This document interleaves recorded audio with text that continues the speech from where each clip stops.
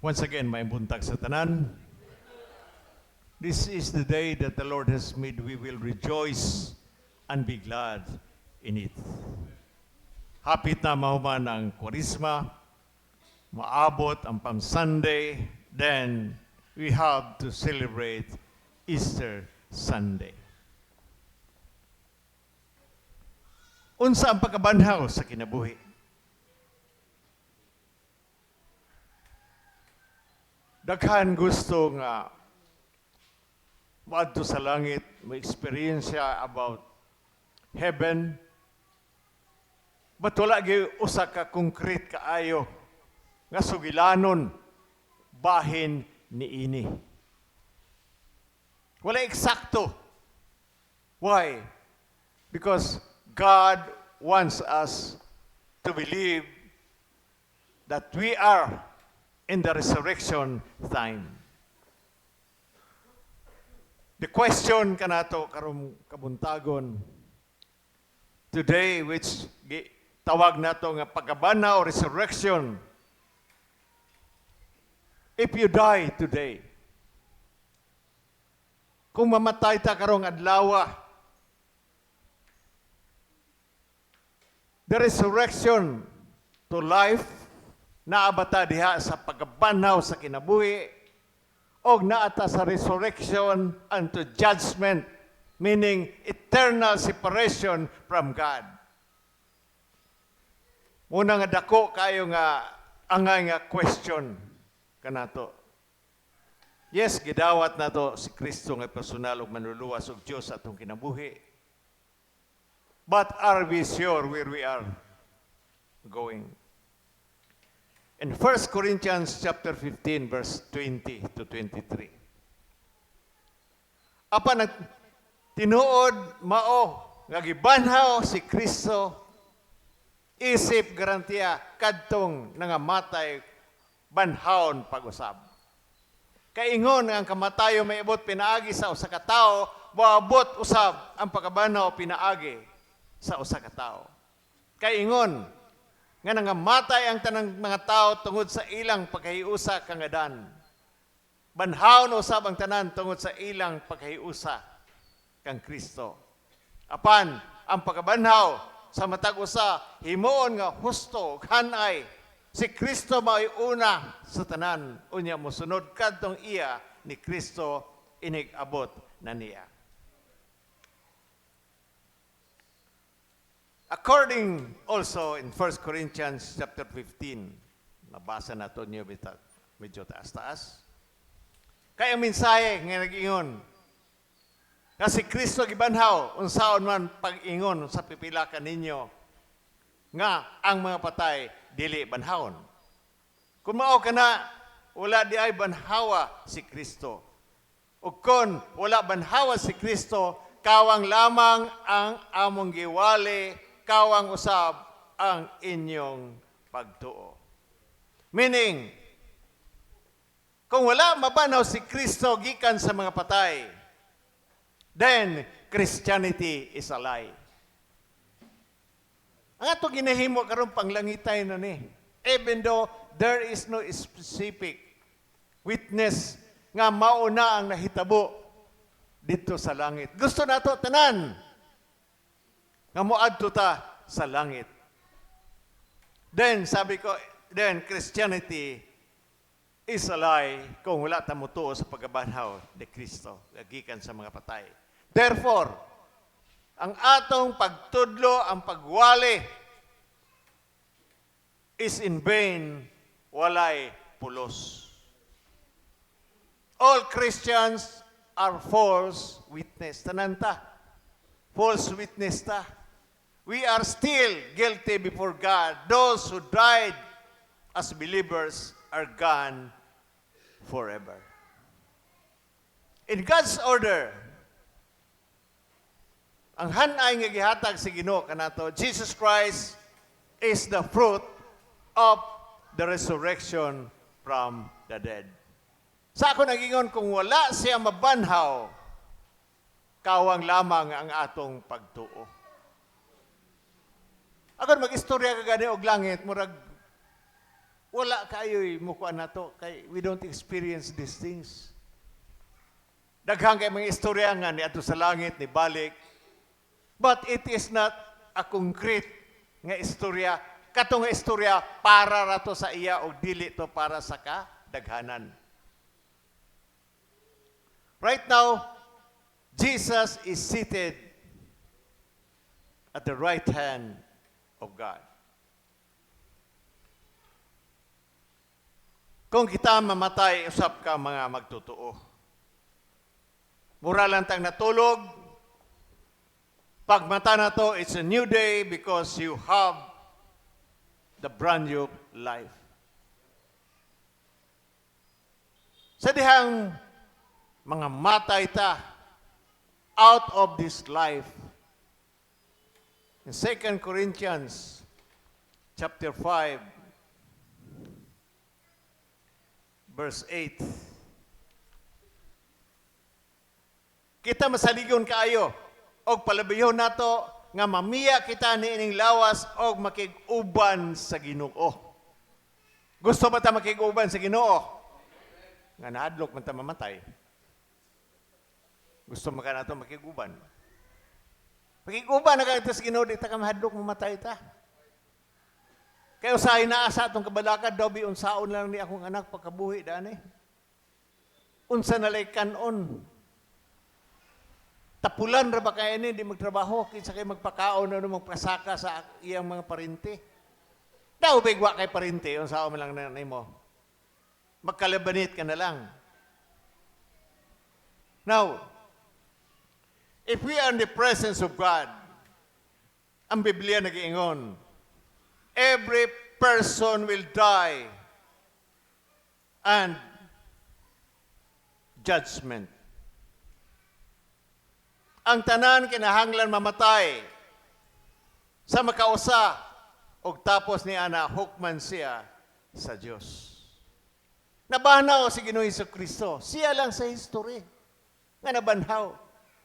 Daghang kayo mga kulto nga istorya bahin ni ini, ang uban gibutang pa sa glass, sa freezer. Kay lagi mabuhi. Siya lang amin bataana. Dili ta magtuo-tuo ng mga tao, labi na mga lideres nila nga nangamatay, unya niingon nga banhaw, pila na katuig nga wala gihapon mabanhaw. In Hebrews chapter 9 verse 27, pasahon ako, ang tanan kinahanglan mamatay sa makausa og tapos ni ana hukman siya sa Dios. Ang kamatayon gikan ni Adam daghan na kasala. Every person has a sin nature. No? Tanang tao naatay gitawag nga batasan o naatay sala nga panalundon. Romans chapter 5 verse 19, pinaagi sa pagkamasupilon sa usa ka tawo daghan nga nahimong makasala. The sin of Adam. Pinaagi usab sa pagka matinumanon sa usa ka tawo daghan ang gihimong matarong sa Dios. Nature. Transformation needed and evidence that we have as resurrected life in Christ. Or our God works or count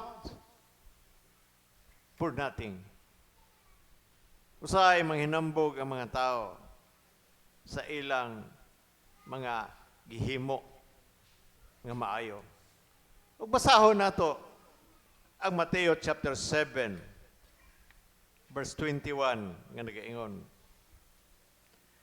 Dili ang tanan nga nagtawag kanako, Ginoo, Ginoo, makasulod sa gingharian sa langit, kung dili kadto lamang nagtuman sa kabubuton sa akong amahan nga atua sa langit. A lot of people preaches about Christ. O padayonon na to sa verse 22.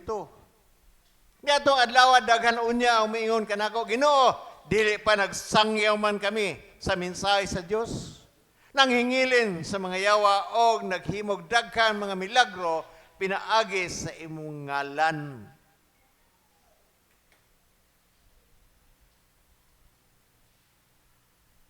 Nagsangyaw sa mensahe sa Diyos.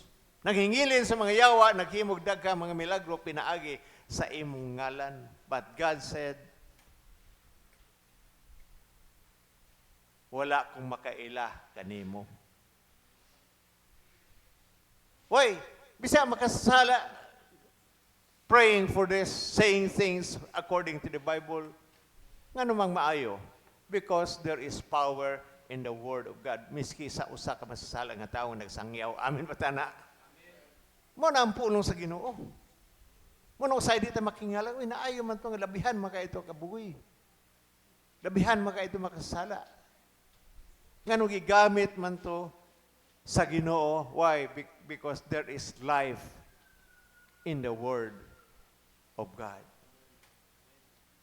1 Corinthians 15:22,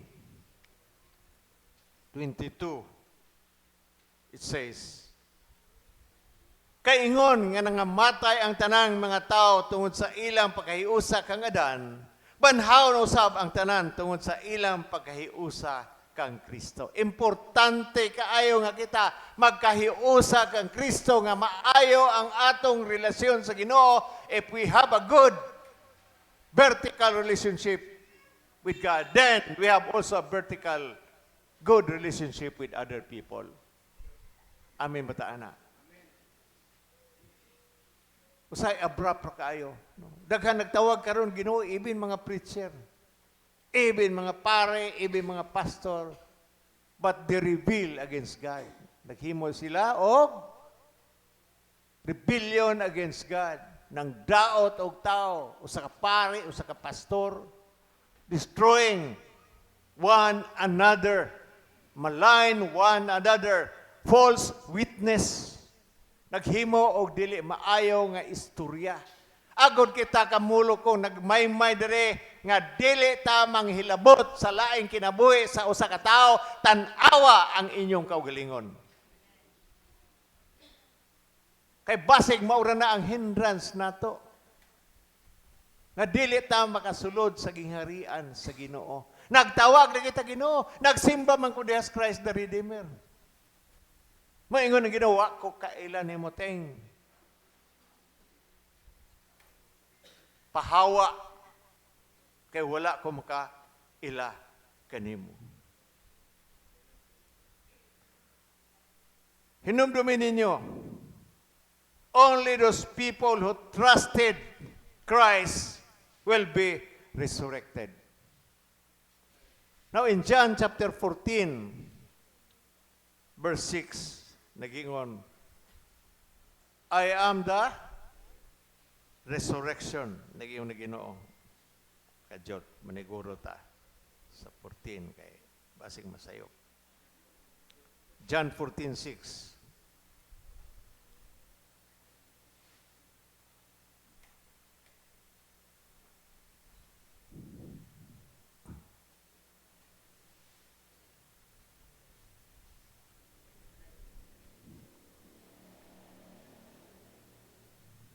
Si Jesus mitubag ka, ako ang dalan sa kamaturan o kinabuhi, walay makaadto sa man kung dili moagi kanako. Asa man dita moagi. Kung di ta moagi sa ingalan, matawag ta nga mga kawatan. John chapter 14 verse 30.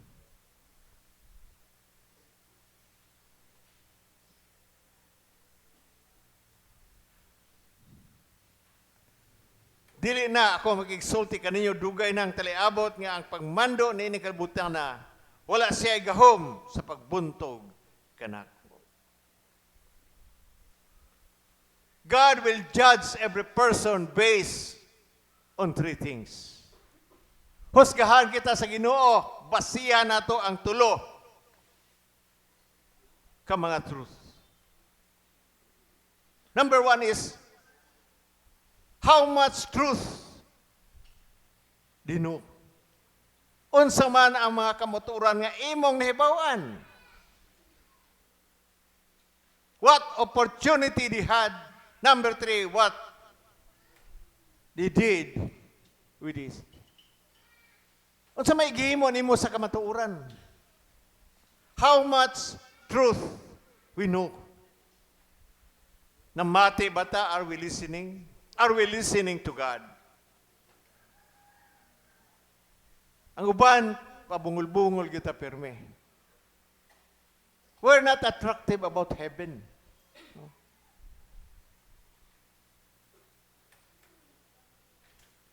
One experience nga, istorya ni Padre John Peñalosa.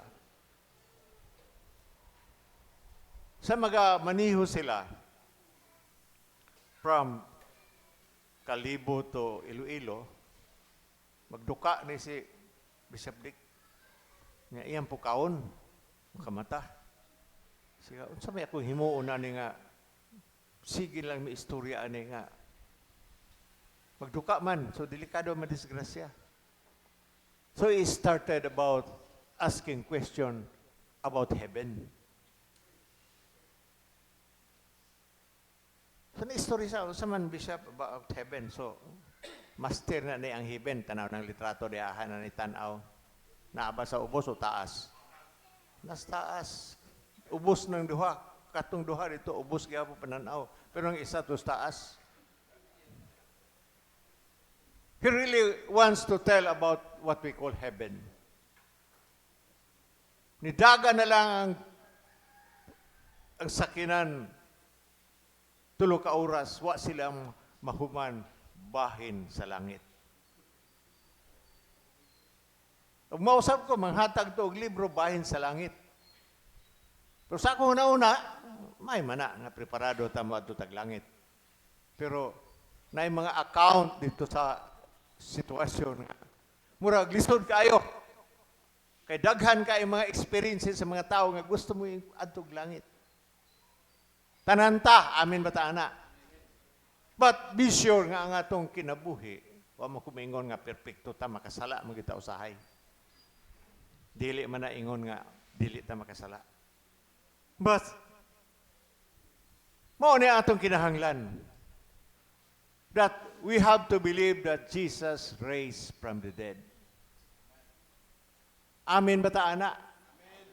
Kung wala sa mabanaw, unsa man ang pagtulunan sa Christianity? Wala. Then are we listening? Duha ka klase usab nga listeners. Ang uban purposely listened at in church. Each week expectantly. O kini mga tao, they practice also what they learn. Obedience, respect, tithes and offering, and other gifts. Mo ni mga tao nga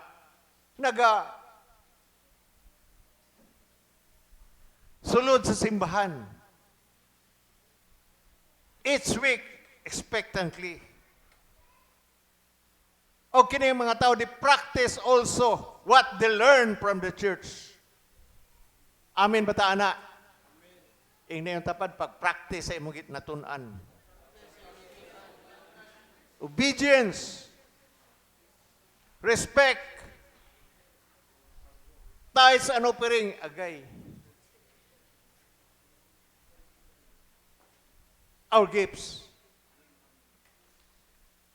Ay ikaduha, ang gitawag nato nga passive listeners, mi-enjoy sa sermon, kundi mo enjoy sermon, pero enjoy kayo siya sa pagkanta, sa mga maayong kanta. But no intention of applying kung unsa ang itudlo. Although church attendance might be part sa ilang kinabuhi, but they fail to grow spiritually. Wala mo tubo pagka Kristohanon.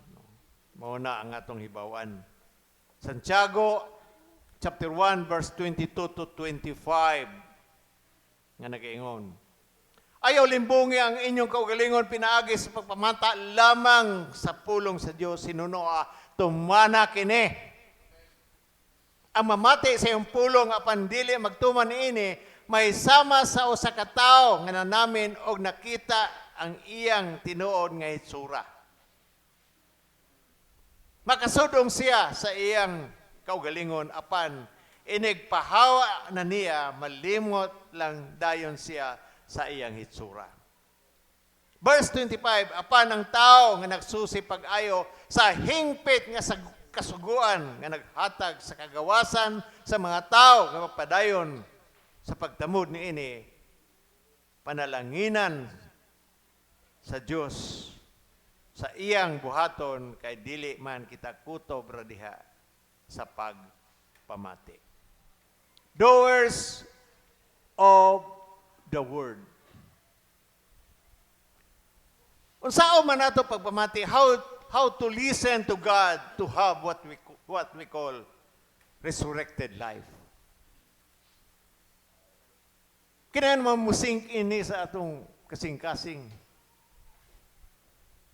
nga naay pagkabanhaw human sa kamatayon.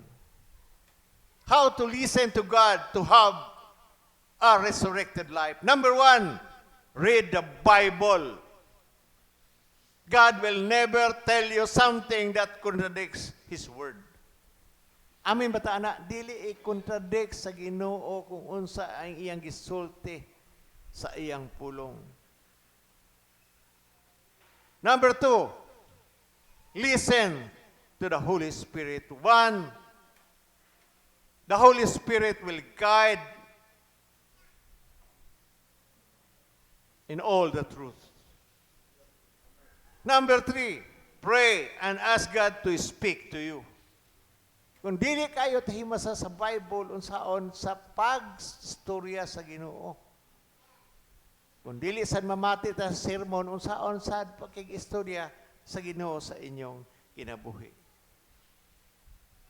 Number 4 is be watchful or alert.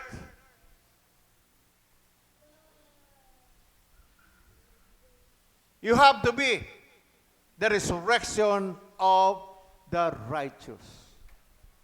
Or you have to die without Christ and end up eternally separated from God. It's our choice.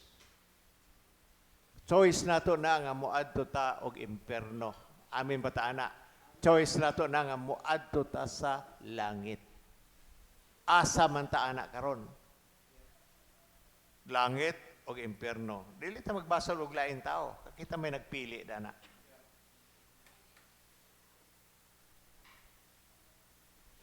But we have to believe when we die, we have that resurrected life of Christ. Mabanhaw ta uban sa atong Ginoo. Pero kung dili ka adto sa langit asa man kamo adto, dito ta sa gitawag sa Revelation, lake of fire. Nga walay undang dito. Puro init. Init kayo. Pero may mga banat, bisab daghang kayo engineer karon to si impierno. Aircon namang impierno karon. Lami naman kayo impierno karon. Agud ang uban dili kadlo kay aircon god.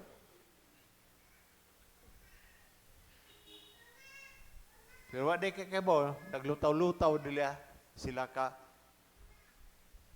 sa init. Agon makakita nato sa life ni Lazarus. Nga usahay nag-ingon ta. Nga katong daong dato gusto mo balik, gusto mo transfer sa nahita mo na himutangan ni Lazarus. Pero dili na siya makabalhin. Muna atong hunaon-naon. Nga walay makahimo anak kung dili atong kaugalingon. If we must stay with God, then tumana ang mga sugo sa Ginoo nga naay pagkabanhaw. Importante kayo ang pagkabanhaw nga naay langit o imperno. Importante kayo na sa to. Dili ni panghinadlok, but the Word of God is there with us. Amen? Mao ka ng Ebanghelyo, ug yung tanan sa pagpanindog.